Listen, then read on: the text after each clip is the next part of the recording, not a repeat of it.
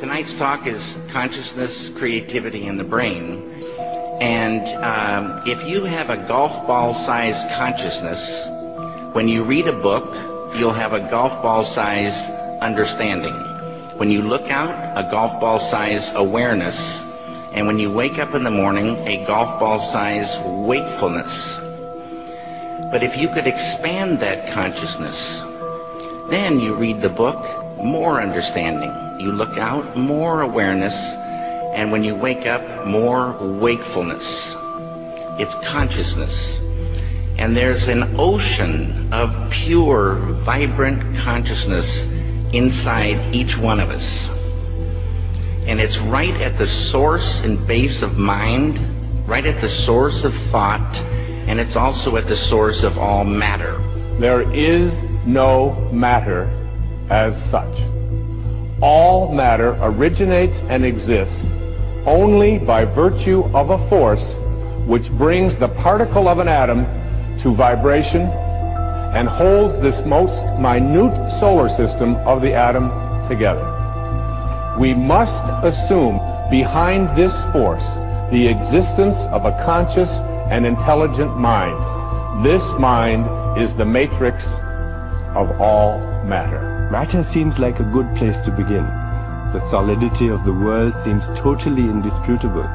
As a fixed thing that you can see and touch, your body is also reassuringly solid.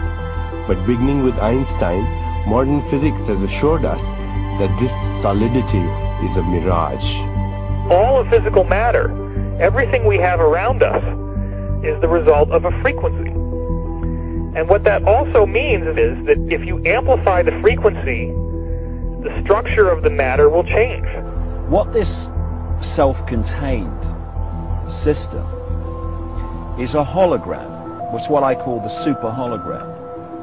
Everything within it is an expression of that hologram. This is one of the great characteristics of a hologram, is that every part of a holographic picture is a smaller version of the whole. It's as if reality is so connected that when you look at one small part, you can see things about other parts. That the entire whole is contained in the part.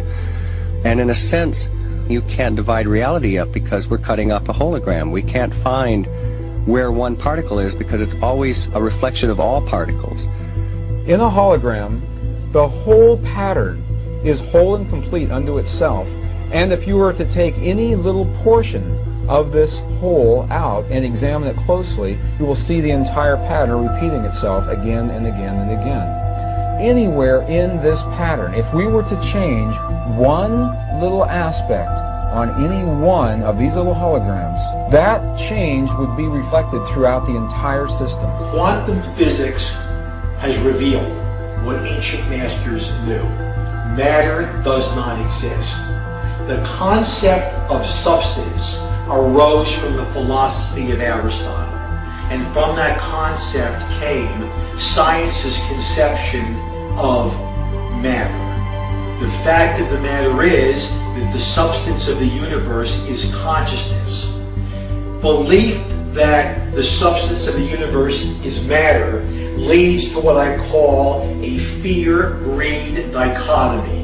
As people in their quiet desperation attempt to accumulate as many material possessions and riches as possible. In fact, the substance of the universe is consciousness. Therefore, it is behavior that is important. If you get into the realms of fear, fear is a very slow, dense, vibrational state. And the more you embody fear, and the whole of this manipulated society is globally is structured to make us fear, to make us have stress, to make us worry about tomorrow, and have guilt about yesterday, and forget about now. It brings us into a slow vibrating dense state. We should be very careful about what we believe about the future. The more you attach to a belief system, the more, if reality is holographic, you're helping create it by believing it. And you know, the great clairvoyant Edgar Cayce said that our every thought, that reality is built out of thought, and our every thought starts to build reality, and we're like, every thought is like a spider, we're like spiders spinning web, and that web starts to build and build. Information is the key, because this matrix, this illusory reality that we think is real, people say to me, what is the matrix? Answer, it's information. Information creates fractals. As information flow increases, the number of fractals, mathematically speaking, increase. This was demonstrated by a mathematician named Theodore Gordon. Fractals are unpredictable functions, so things are becoming more and more unpredictable. When you start getting into fractals and chaos theory, when you look at it in terms of a society, this is where it starts to cross over into the so-called Illuminati or the negative elite, the world leaders, with their philosophy of order out of chaos. There is some truth to that, in the sense that when the system becomes highly destabilized, there will be random shifts that suddenly self-organize into higher complexity. At the subatomic level, reality behaves in accordance with the expectation of the observer, or the measurer, the scientist. Why is that remarkable?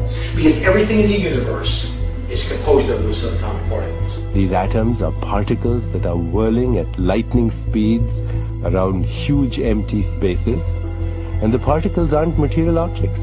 They are fluctuations of energy and information in a huge void of energy and information.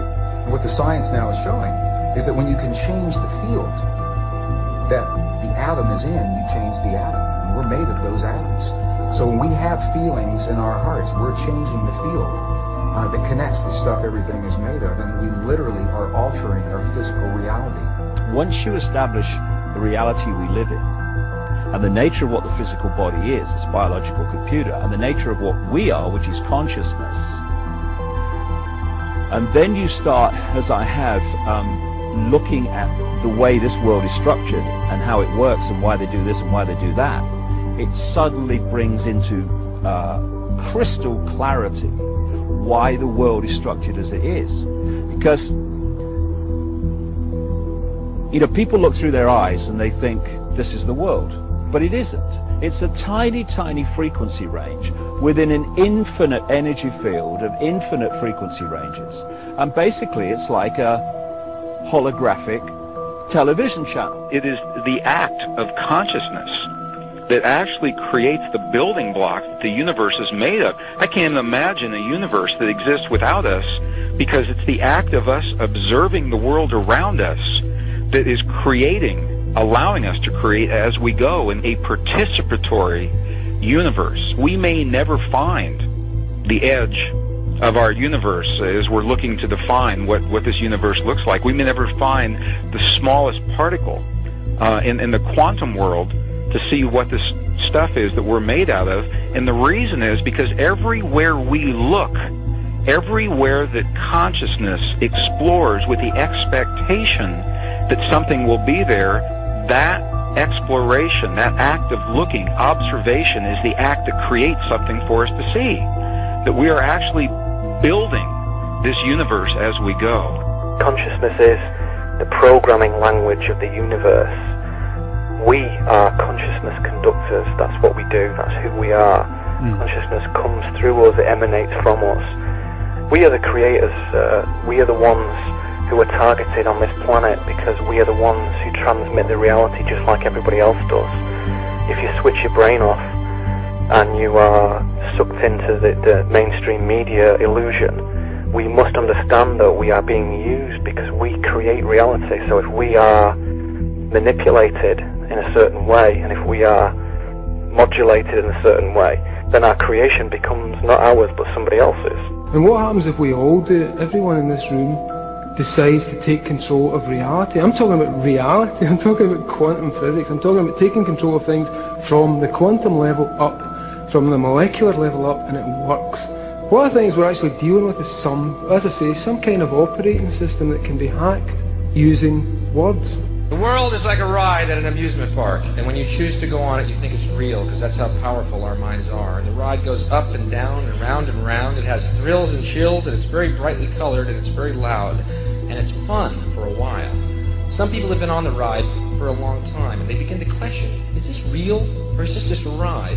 And other people have remembered, and they come back to us and they say, hey, don't worry, don't be afraid, ever, because this is just